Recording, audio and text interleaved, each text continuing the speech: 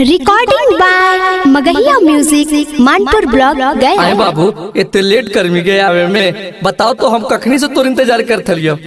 अरे की कहियो टेम्पो जाम में फंस ना गेलियो हाल आवेंगे ये हाथा में का तो लब देखियो लिखियो हाय शादी के कार्ड के करेंगे हमारा बाबू। हाय बापा तू शादी कर दिगे और हमार की बेटे के हाय अरे हमारे की बेटे के बताओ ना 10 साल से थोड़ा से प्यार कर दियो सोना सोना बाबू ने हमरा गुड मॉर्निंग के बोलते बाबू तू चल भी ससुरता कारी के बियाह बागे छौड़ी भोरे होते जैमी ससुरार अग कारी के बियाह बागे छौड़ी भोरे होते जैमी ससुरार औ कैसे रहतौ तोरा बिन करे जावा नैहर के माँ जानुआ तोहार औ कैसे रहतौ तोरा बिन करे जावा नैहर के माँ जानुआ तोहार।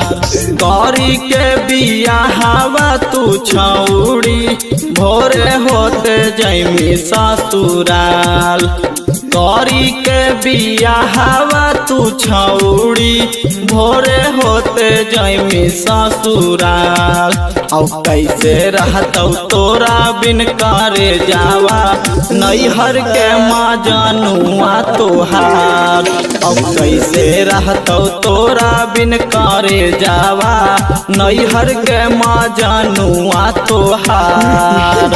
हे बाबू बाबू रे हे बाबू बाबू बोल रे बोल बाबू ये सब झूठ बाबू बोल रे सुना अरे कैसे भी वो तोरा बिना रे कैल सब याद अतौ खूबे तोरला भार के फोटो तोहर देखी हमरा पेट जैतौ भार गे। हे बाबू बोल कौची गलती हो कैल सब याद अतौ खूबे तोरला भार के फोटो तोहर देखी हमरा पेट जैतौ भार गे।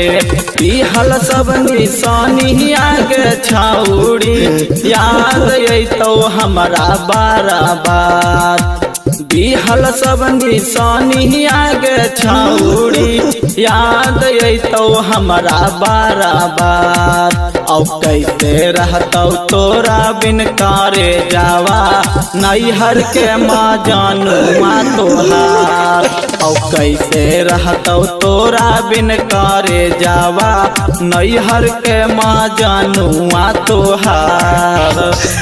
बाबू रे नाची पे वो तोरा बिना सोना देखिया तो डोली उठतो ना तो हमारा आरती उठता तोर क्रिया खा के कह दू हम अपन जान दे देबो। टोलिया में बैठी के तू हो जैमी बीरान गे हीरा लाला सहानी के छोटा तो परान गे। हे बाबू बोल रे टोलिया में बैठी के तू हो जैमी बीरान गे हीरा लाला सहानी के छोटा तो परान गे।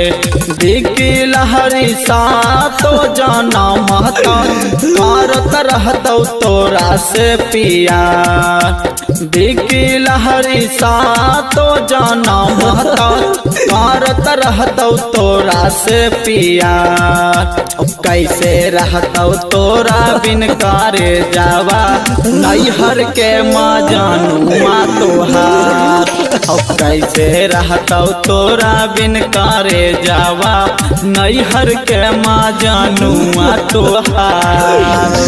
बाबू हमरा छोड़ के मत छोड़े